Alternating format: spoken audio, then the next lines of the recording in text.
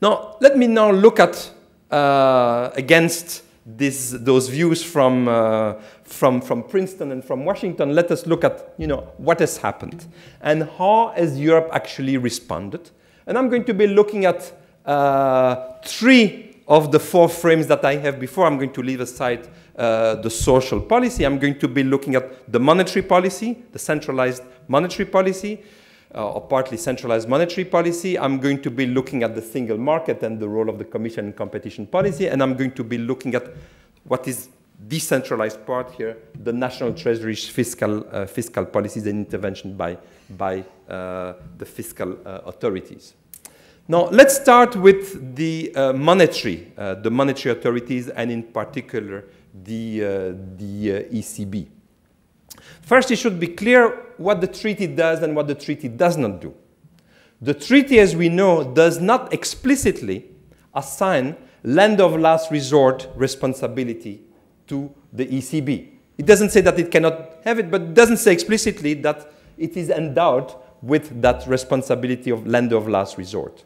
And certainly, the treaty does not grant to the ECB any supervisory authority, not even for access to information. So not only it cannot itself collect information from the banks directly, but it cannot even obtain from national supervisors the required information. So the ECB is really in the dark about whatever it may have to do. Now, when we look at what has happened, and we know that the ECB has intervened already with providing liquidity already from August, from the 9th of August 2007, the ECB, despite what the treaty said, but not against the treaty, so despite the fact that it has not been assigned formal responsibility, it did, in fact, operate lender of last resort function by providing, as we know, a huge amount of liquidity to the euro area system, not to individual banks in a sense, but to the system as a whole. It didn't come to the rescue of banks that were facing difficulties. It came to the rescue of the system that faced difficulties. It did, in a sense, also indirectly participate in lender of last resort operation by the central banks, the national central bank of the euro system, that participate in action vis-à-vis individual systemic banks. There was sort of collaboration clearly there. And in a sense, what is not always known and which we cannot at the moment evaluate, certainly the ECB has also provided assistance, in a sense has provided aid to banks, probably banks that were potentially insolvent, by lowering the requirements for collaterals.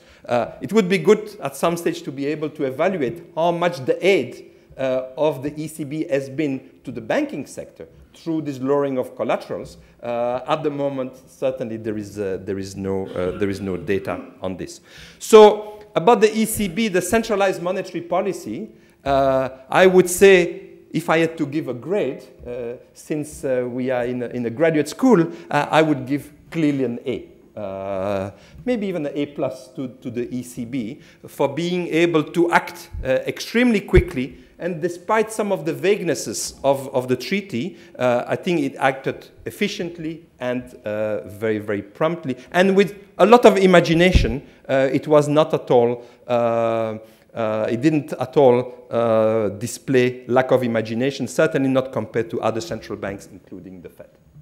Now, when it comes to the national fiscal authorities, the national ministries of finance, well, the treaty, again, doesn't assign to those authorities much responsibility for crisis management. There is not been a body, a EU body, a EU fiscal authority that has received any responsibility for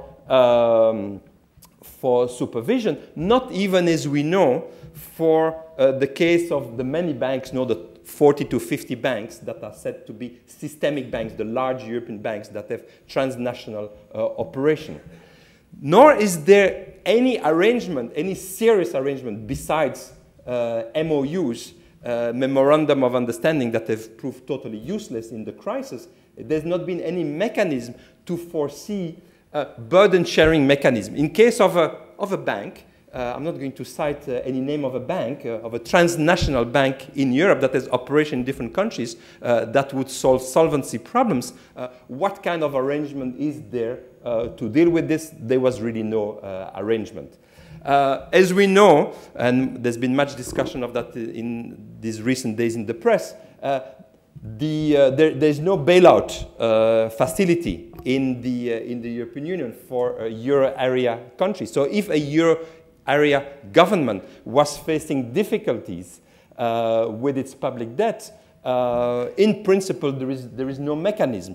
Some people have been talking of the need of a European monetary fund. At the moment, certainly, nothing exists. And as far as fiscal policy is concerned, about macroeconomic policy, the very small budget at the EU level certainly does not permit, nor does actually the treaty permit fiscal policy to be conducted, since there cannot be any deficit on the part of the EU budget. Now, what has happened in reality, so this is what the treaty says, what has happened? Well, what happened was only the possibility of coordination among national governments. How well did they coordinate was coordination among the fiscal authorities? Well, when it came to burden sharing, we saw the terrible case of Fortis, where the only way to deal, in a sense, with this transnational Belgo-Dutch bank was to split the bank into two parts, a Belgian part and a Dutch part, and then each of the two countries did recapitalize the bank before the Belgian side sold it to a French bank. Dexia was a more happy solution between France and Belgium. Bailout of Eurozone governments, so far, luckily, no government has faced a situation where it would need to be bailed out. Everybody who reads the newspaper knows that there is a country in the euro area that is much discussed as being a potential candidate.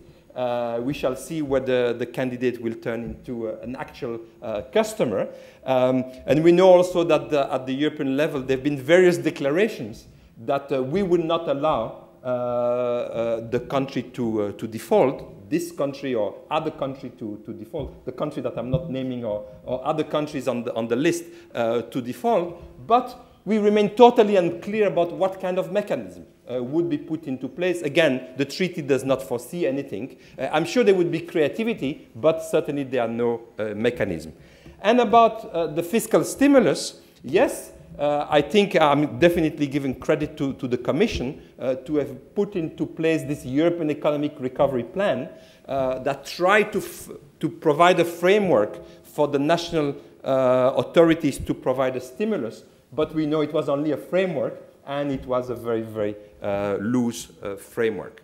There is an institution there, the Eurogroup. To my mind, the Eurogroup has performed rather poorly.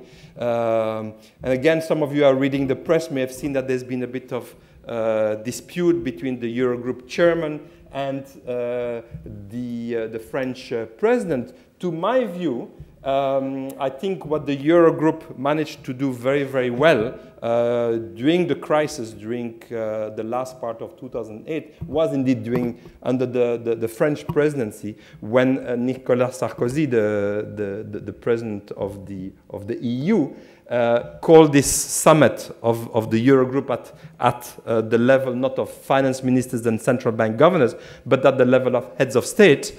And I think that did give some guidance in the process.